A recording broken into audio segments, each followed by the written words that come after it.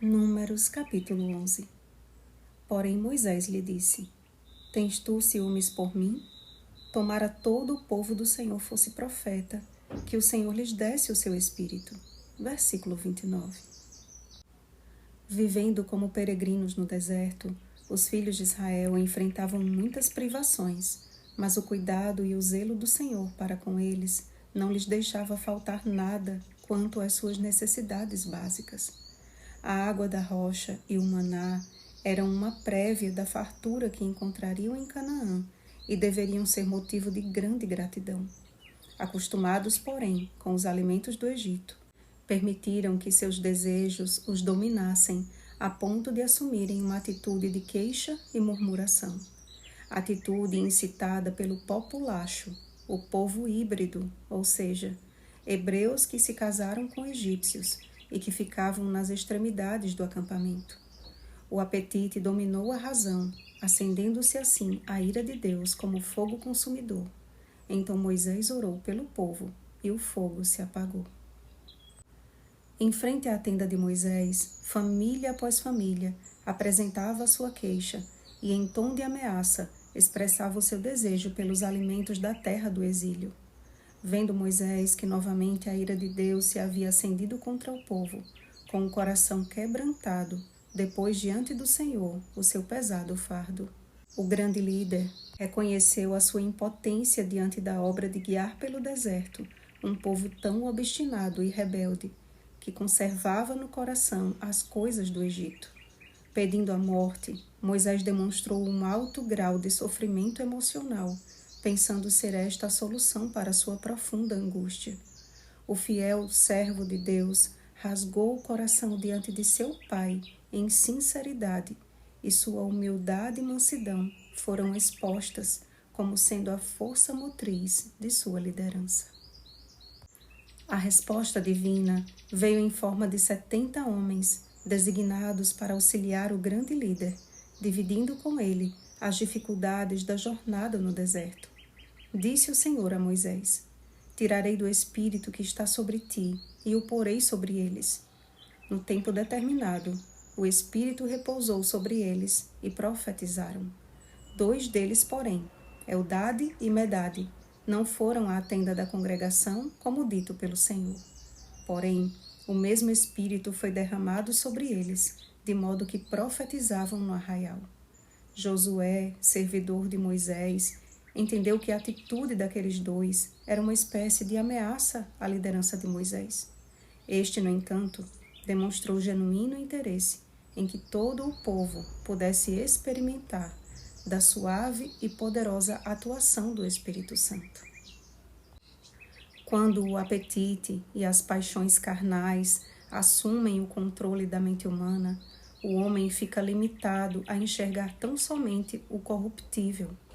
Furtado o coração pela cobiça, tornam-se irracionais as suas ambições, frustradas as suas aspirações, entrando em um processo de constante insatisfação.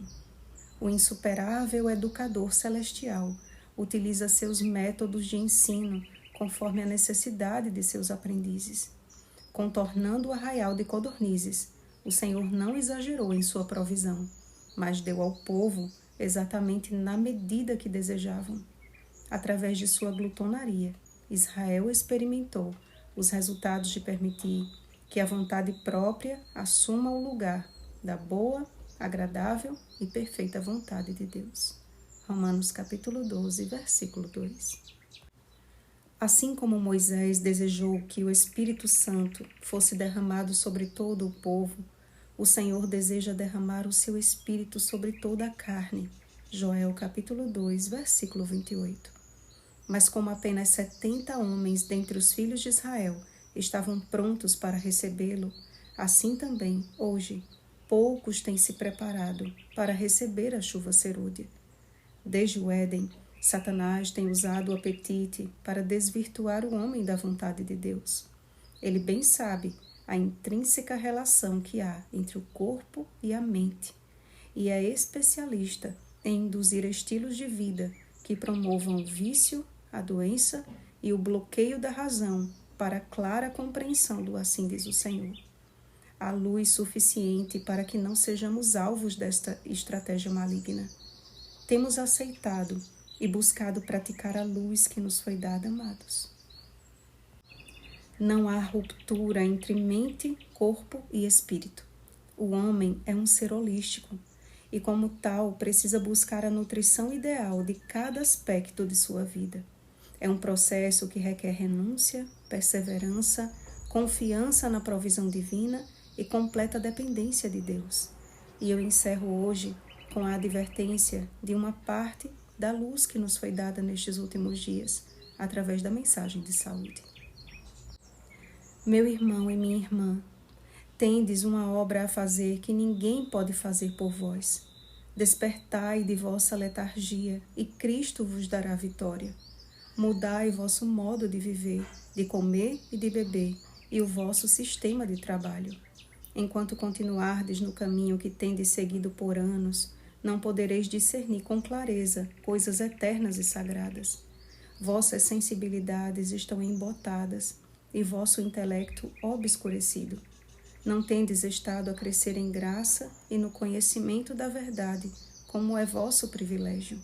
Não tendes crescido em espírito, mas aumentado em trevas. Conselho sobre o regime alimentar, página 45. Oremos, amados. Ó Senhor nosso Deus, como necessitamos do Teu Espírito em nossa vida. Como necessitamos, Senhor, de uma mente lúcida para discernir a Tua voz das vozes deste mundo. Como necessitamos cuidar melhor da nossa saúde, colocando em prática os Teus remédios naturais, ar puro, luz solar, temperança, exercício físico, água, alimentação saudável, descanso e confiança em Ti, Senhor.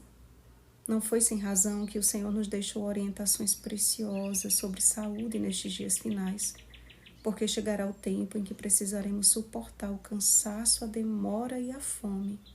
Ajuda-nos, Senhor, a zelar pelo nosso corpo e, consequentemente, pela nossa mente, pois somos templos do Teu Espírito. Tira de nós o desejo pelas iguarias do príncipe deste mundo.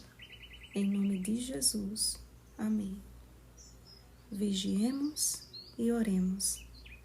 Bom dia da preparação, templos do Espírito Santo. Oremos pelo batismo do Espírito Santo. Oremos uns pelos outros. Rosana Garcia Barros.